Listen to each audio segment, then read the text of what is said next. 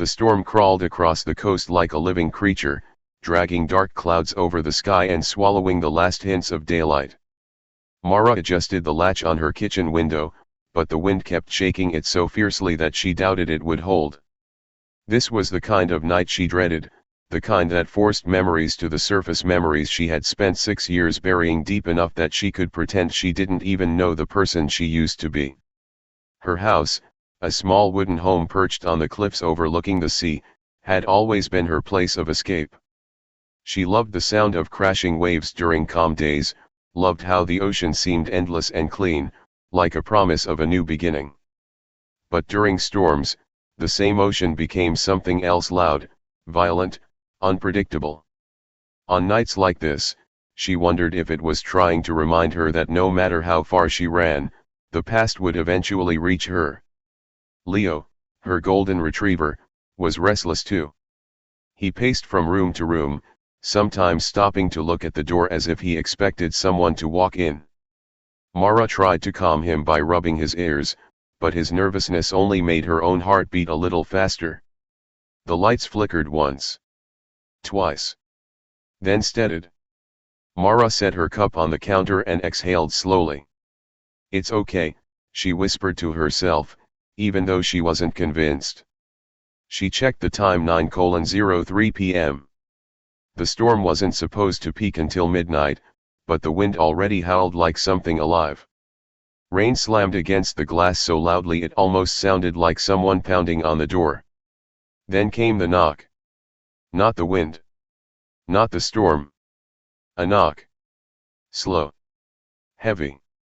Deliberate. Mara froze so completely that she almost forgot to breathe. Leo darted to the door, hackles raised, a deep rumble rising from his chest. No one should be here. Not at this hour. Not in this weather. She swallowed hard. "Who's there?" she called out, her voice barely steady. The wind roared. No answer. She took a cautious step toward the door. Leo growled again, louder this time. Another knock, 3 firm taps. She placed her hand on the doorknob but didn't turn it. Something inside her already knew she shouldn't open that door. Something old. Something instinctive. Something that remembered the night she had sworn she'd never speak about again. Finally, a voice came through the wood. A voice she knew instantly, even though she hadn't heard it in 6 long years. "Mara, please." Her blood ran cold. It wasn't possible. Not here. Not now. She took a step back, shaking her head. "No," she whispered. "No, you can't be here." She waited for her mind to correct her, to tell her she had imagined it. But she knew that voice. She had heard it once when it was laughing, once when it was begging, and once when it was soaked in terror. It was a voice tied to everything she had left behind. The knock stopped. Silence pressed heavily against the walls of the house. Then something slipped under the door, a folded piece of paper, edges wet from the storm. Mara stared at it for several seconds before forcing herself to pick it up. Her fingers trembled as she unfolded it. Just 5 words. "They are coming for me." Her knees weakened. She leaned back against the nearest wall and slid down until she was sitting on the floor. Her heart hammered so violently it almost drowned out the storm. She had prayed she would never see that handwriting again. Leo nudged her arm, whining softly, but Mara's mind was spinning too fast to react. She needed help. And there was only one person she could call. With shaking fingers, she dialed the number she had memorized years ago. A number she was told never to use unless her life depended on it. The call was answered instantly. "Mara." The voice on the other end was calm but alert. "What happened?" "That voice," she whispered. "He's here." There was a long pause. "You're sure?" "Yes." "What did he say?" She looked at the note again. "He said they're coming." The voice on the phone sharpened immediately. "You need to leave the house." "I can't go out there," she whispered. "The storm." The storm isn't your problem, he said firmly. If he's there, it means someone else is close by. Whoever was after him back then, they don't stop. Mara felt sick. She pressed one hand against the floor to steady herself. What do I do? Go to the basement. Now. Lock the door. Stay where you can't be seen from any windows. What about the front door? Should I check? No, he said sharply. Don't touch it. And don't speak to him again. Mara stood, legs unsteady, and moved through the dim living room. Leo stayed close, barking softly in alarm. Mara grabbed the heavy flashlight from the kitchen drawer and hurried to the basement door. Another knock. Mara. Open the door, the voice outside shouted, louder this time, filled with panic. Please. They're right behind me. Her heart cracked slightly. She had known him once. Trusted him once. Helped him once. But the same people he was running from were the reason she had changed her name and disappeared from her old life. She didn't answer. She went into the basement and closed the door behind her. The lock clicked into place. She shut off the phone's light, keeping only the flashlight's beam low. The basement smelled like dust and old wood. Pipes clanked softly overhead, trembling with the storm. She sat on the concrete floor, Leo pressed to her side. On the phone, the man spoke again. Someone will come for you. Don't move until I tell you. Who? She whispered. A friend. Someone who knows what he's doing. Something crashed upstairs. A drawer slammed shut. Footsteps followed fast, heavy, purposeful. Mara covered her mouth, shaking. Someone's in the house, she whispered into the phone. Stay quiet, he said. I'm tracking their location. Help is close. The footsteps moved across the living room. Something hit the floor. The sound of heavy boots. Then the basement doorknob rattled violently. Mara clutched Leo tightly. He growled deep in his chest, but she held him still.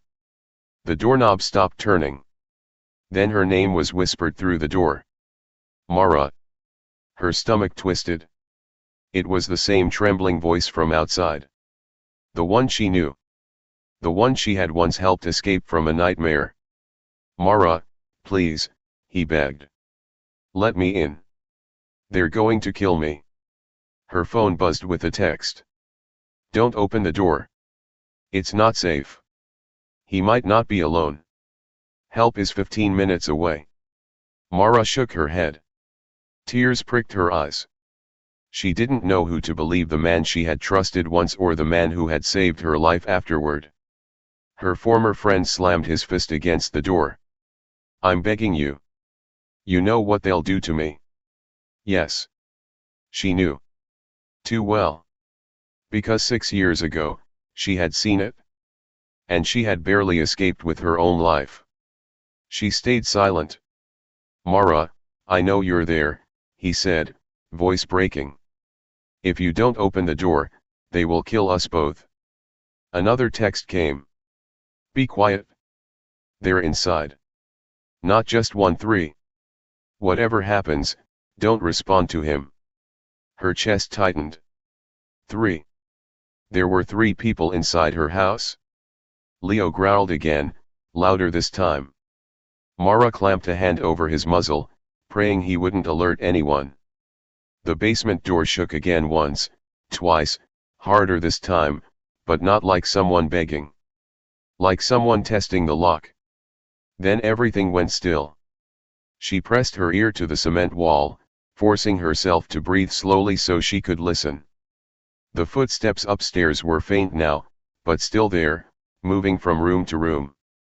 Some were light. Some heavier. One pair sounded methodical, slow and steady, like someone scanning the perimeter. Then a new sound emerged, a window sliding open. Not broken. Not forced. Opened from the inside. Someone had gotten in another way long before the knock on the door. Her phone vibrated once more. Someone disabled your alarm. It was cut 2 hours ago. That means they were waiting. This was planned. Mara's pulse dropped so suddenly she felt dizzy. She thought she had been careful. Thought no one knew where she lived. Thought the past was finally over.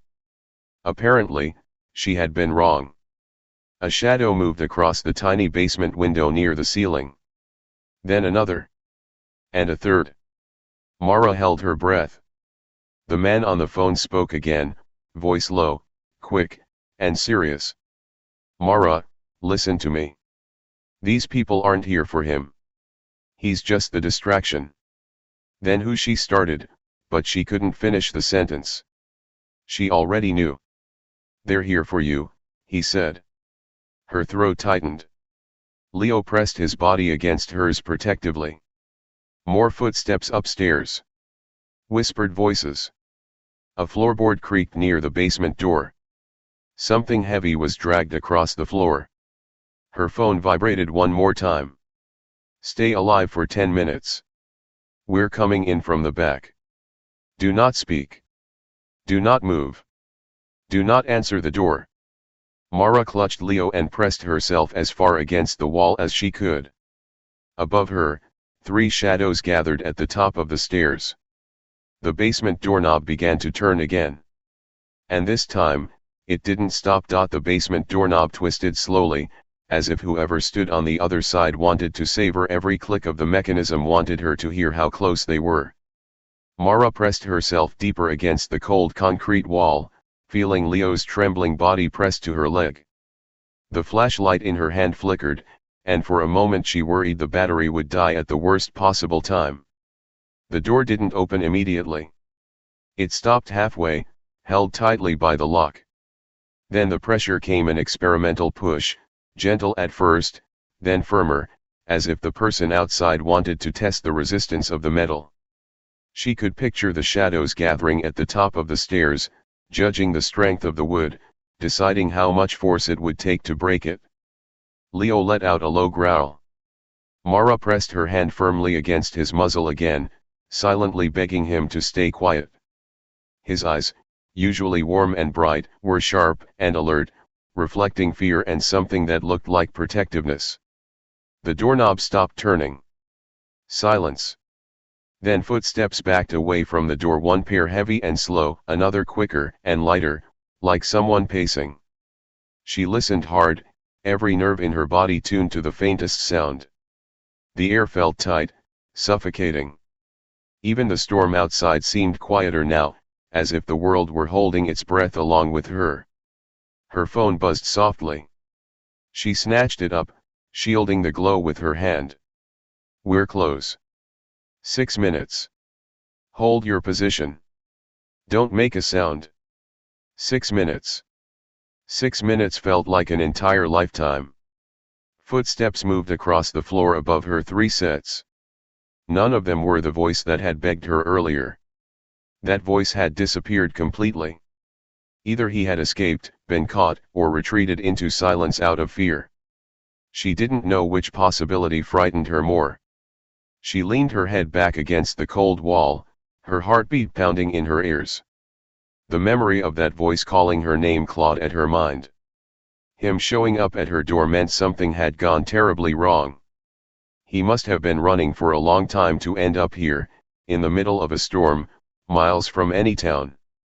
But if he had made it this far, that meant the people chasing him had also followed. She swallowed hard. She could no longer deny it. This wasn't coincidence, this wasn't a random nightmare. It was the nightmare she had escaped years ago, returning with a vengeance. A sudden bang shook the basement door. Mara's breath hitched. Leo bristled, pushing himself between her and the door despite her attempts to hold him back. Another bang followed, this time lower, heavier, like someone throwing their weight against the wood. Her grip tightened around Leo's collar. No, no, stay, she mouthed silently. The house creaked under the storm, the sound blending with the footsteps and the deep, rhythmic pounding on the basement door. The voices outside started whispering. She couldn't hear what they said, but she recognized the tone, the same tone she had heard years ago when men with no mercy discussed their next move. She squeezed her eyes shut. 6 years ago, those voices had chased her through a warehouse, calling her name like hunters whispering to their prey. Now they were in her house. The basement door rattled violently. The frame groaned. Dust fell from the ceiling. Her phone vibrated again. 4 minutes. We need you silent. If they hear you, they'll break the door before we get inside. She covered her mouth with both hands, forcing herself to breathe through her nose. Leo shook under her grip but didn't bark. The footsteps above her changed direction.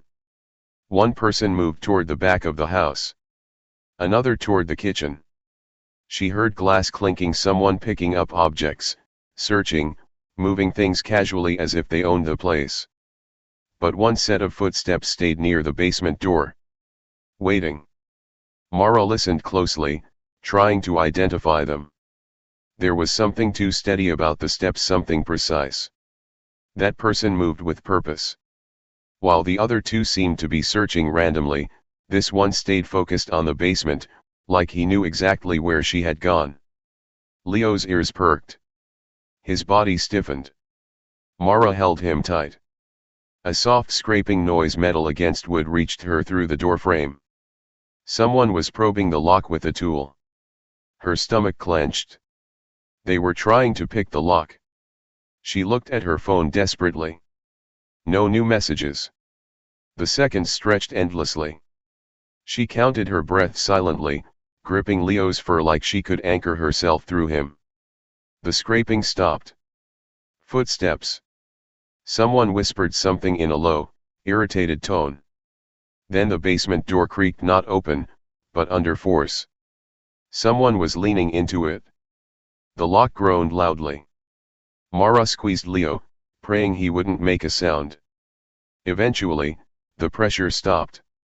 Someone muttered something frustrated, then walked away. Relief washed over her, but only for a heartbeat. Because then she heard it. Another voice. Low. Cold. Too familiar. Check the back, it said. She's still inside. Her breath caught so sharply she almost choked on it. She knew that voice. Not the friend who had come to her door, but the voice of someone she feared more than anyone else in the world. Someone who had been there the night everything fell apart 6 years ago. Someone who had hunted her then, and who had apparently never stopped hunting her. Her whole body went numb. He had found her. After 6 years of silence, he had found her. She gripped Leo tighter, her pulse thundering in her ears. Please hurry, she mouthed to the empty air. Her phone vibrated at that exact moment. 2 minutes. Stay alive. We're entering from the backside. When you hear 3 knocks, that's us. Don't react to anything else. 3 knocks. Not 1. Not 2. 3. She repeated it in her mind again and again, forcing it to stick. The footsteps upstairs suddenly quickened. Someone shouted, not loudly, but urgently. Furniture scraped across the floor. Something was being dragged. Mara pressed her ear to the wall, listening. She had to know what they were doing. She had to prepare. Then she heard a desperate voice, one she thought she might never hear again. Mara. Don't answer them. Don't listen to them. They'll kill you. Her former friend. He was still alive. But his voice sounded wrong, panicked, breathless, desperate in a way she had never heard before. He sounded like he was being dragged across the floor or restrained. Mara couldn't tell. She strained to hear what he was saying. You can't trust anyone. Not even. A heavy thud cut his words short.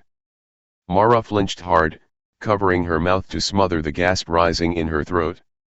Leo whined softly and attempted to push closer to her. Incompetent idiot, a cold voice muttered. The one she feared. The one from her past. She heard him give instructions. Calmly. Confidently. Block the back entrance. Move now. Her heart sank. If they blocked the back, the team coming to save her would be ambushed. Her phone vibrated again. She read it with trembling hands. We're seconds away. You'll hear noises. Don't panic. When the time comes, run toward the basement window. Run. Run where? The window was barely large enough for her to squeeze through, and the storm outside still raged violently. But there was no time to question. Glass shattered upstairs. Something fell heavily. More shouting. Then a gunshot echoed through the house, loud, sharp, unmistakable. Mara froze. The storm couldn't hide that sound. Another gunshot. Then another. Someone screamed. Leo barked loudly this time, impossible to stop. The noise exploded out of him, filling the basement like a vibrating alarm. Mara clamped both hands around him, but the damage was done. The basement door shook violently.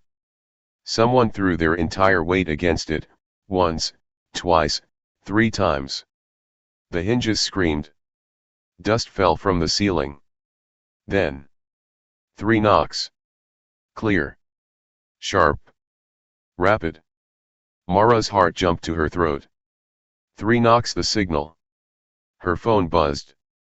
Move. Now. Window. Go. The basement door cracked. Wood splintered. Leo barked again, pulling forward.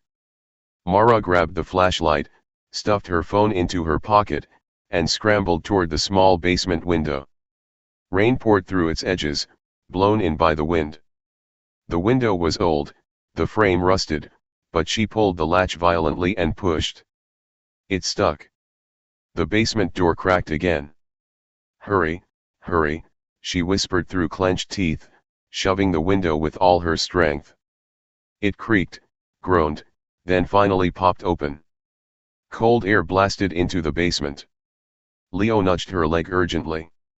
He understood. She helped him up first. He squeezed through with difficulty, paw slipping on the wet surface outside. She pushed him until he tumbled out onto the muddy ground. Then she hoisted herself up, gripping the edge, ignoring the rain slashing into her face. Behind her, the basement door burst open. Wood shattered. Heavy boots thudded down the stairs. She pushed harder, her shoulders scraped the edges of the window, rain soaking her hair, the storm howling around her like a living beast. She forced half her body out when a voice shouted behind her. There she is. Grab her. Adrenaline surged through her veins. She twisted her body, kicking wildly, scrambling through the narrow opening as hands lunged toward her. She pulled herself out completely and fell onto the mud beside Leo, both of them sliding down the slope behind the house. She landed hard, breath knocked out of her. Cold water splashed everywhere. Her hands scraped against rocks. She gasped, rolling onto her stomach. Leo barked in warning. Flashlights flickered in the storm. Voices shouted behind her. Someone climbed out through the window after her. Mara forced herself to her feet and ran mindless, breathless, slipping in mud but refusing to stop. Leo raced beside her, guiding her toward the trees behind the property. Another message vibrated in her pocket. Don't run toward the road. Go left. Into the trees. We see you. Keep moving. She didn't look back. She followed the direction, sprinting through the storm, rain pounding her skin like needles. Branches whipped her arms. Mud sucked at her boots. Behind her, one of the men shouted, "She's heading into the woods. Cut her off." A flashlight beam sliced through the darkness behind her. Leo barked again and pushed ahead, guiding her deeper into the trees. Mara stumbled, caught herself, and kept running. Her lungs burned. Her legs shook. But terror kept her moving.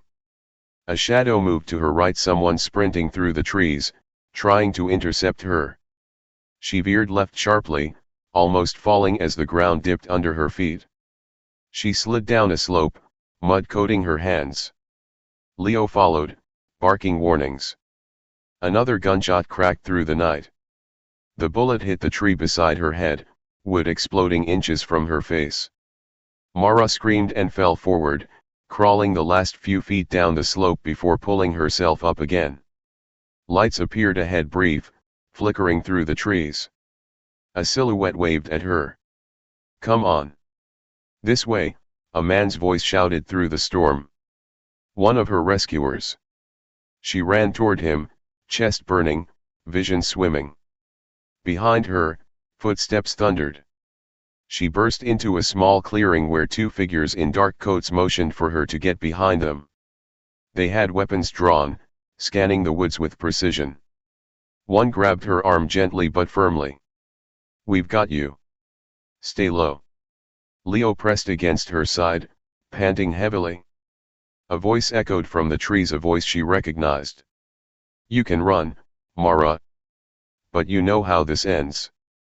The rescuers didn't wait. "Move out," one commanded. They formed a protective formation around her, leading her deeper into the woods, away from the house, away from the men hunting her.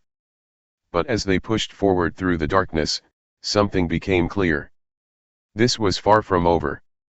Behind them, somewhere in the storm, the man she feared most laughed softly. A calm, chilling laugh. "We'll find you," he called. Just like last time. Mara's knees nearly buckled. If they found her once, they would find her again. But now she wasn't running alone.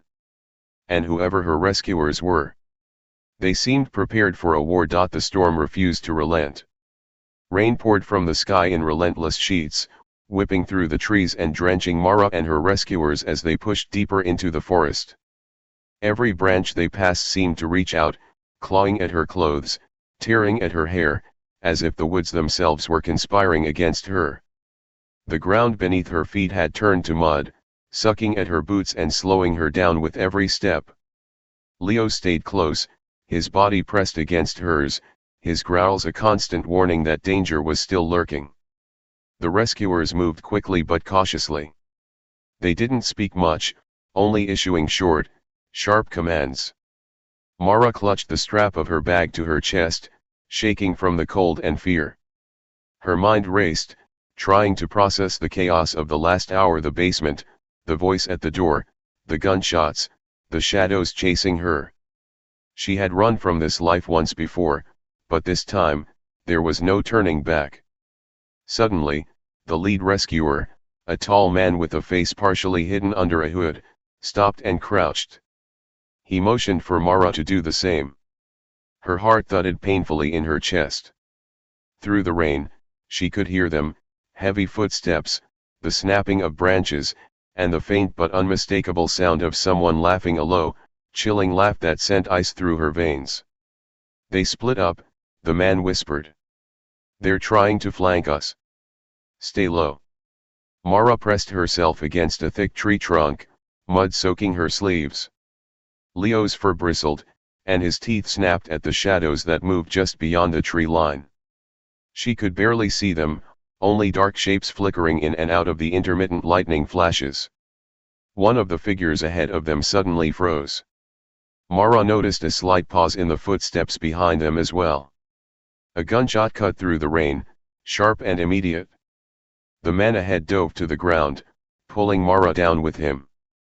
Another gunshot echoed closer this time, and a scream ripped through the storm. Mara's stomach lurched, fear twisting her insides. She felt her heart pounding so violently she thought it might burst through her chest. "Keep moving," the rescuer hissed. "We can't stop." They ran again, deeper into the forest, zigzagging to avoid the flashes of gunfire. The shadows pursued relentlessly, never far behind, their presence almost tangible in the dark. Mara's legs burned, her lungs screamed for air, but she couldn't stop.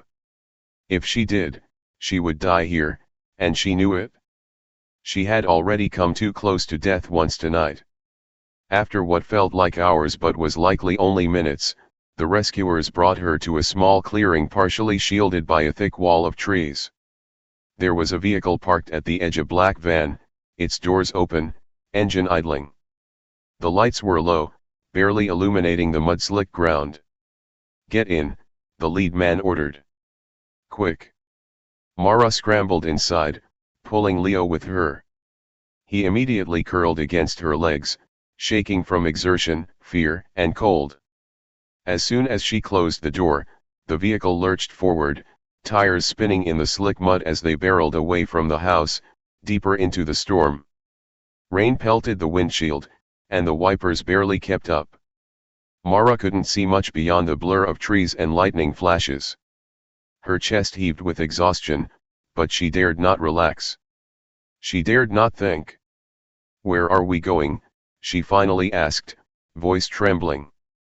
"Safe place," the man said curtly. "We have someone waiting who can help you plan the next move." Mara nodded, though the words offered little comfort. Safe. Nothing had been safe tonight. Her home was no longer hers.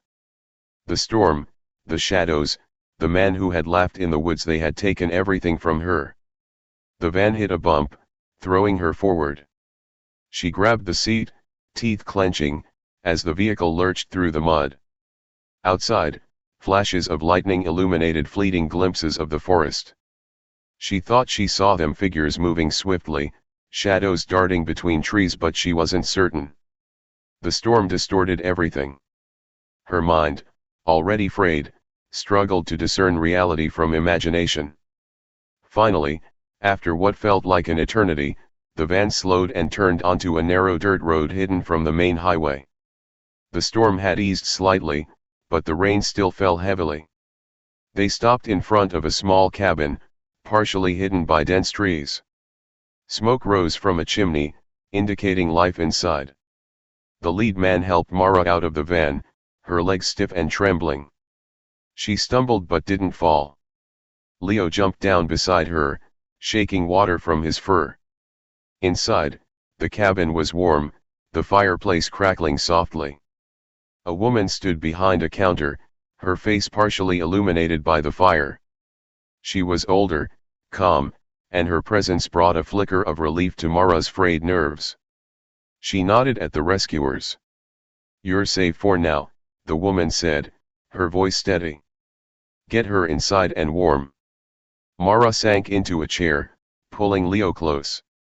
Her entire body shivered, not just from the cold, but from the adrenaline still coursing through her veins. She had survived the house, the basement, the chase, but she knew it wasn't over. Not by a long shot. The lead rescuer came inside and closed the door behind him. "They're organized," he said. "And they know who you are now. This isn't random. They've been waiting for him, and finding you was part of the plan." Mara's mind raced. Who are they?" she asked, voice barely a whisper. "They're not ordinary criminals," he said. "They've been operating for years.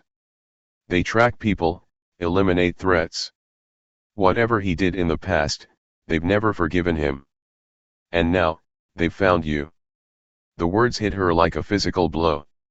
All those years of running, hiding, changing her identity, escaping into a new life, it had all been for nothing. They had found her. She pressed her face into Leo's fur, inhaling his familiar scent to ground herself.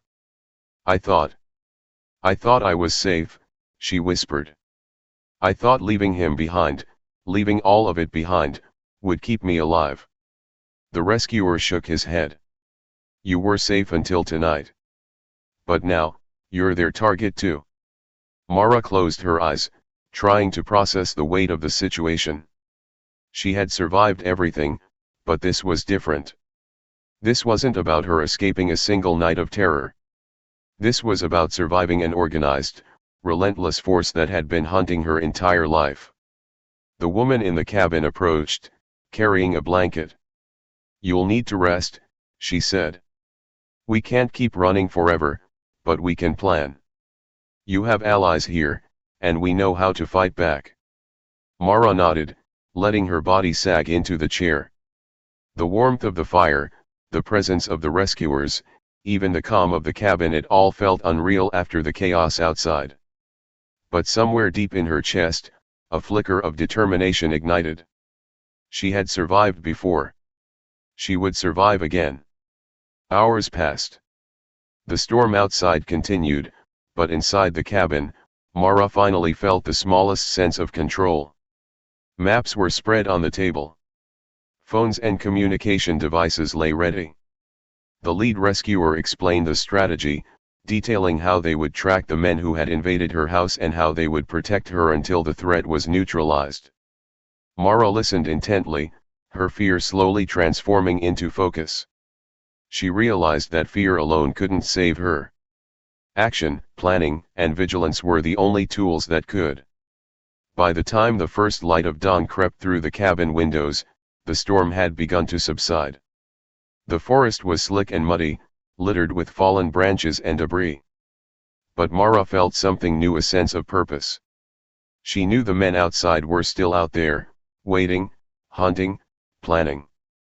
But she was no longer alone. She had allies. She had a plan. And she had Leo, ever loyal and fearless. The phone buzzed again, a single message flashing on the screen. They know you're alive. The countdown begins. Trust no one. We move tonight. Mara clenched her fists, staring into the fire. Tonight.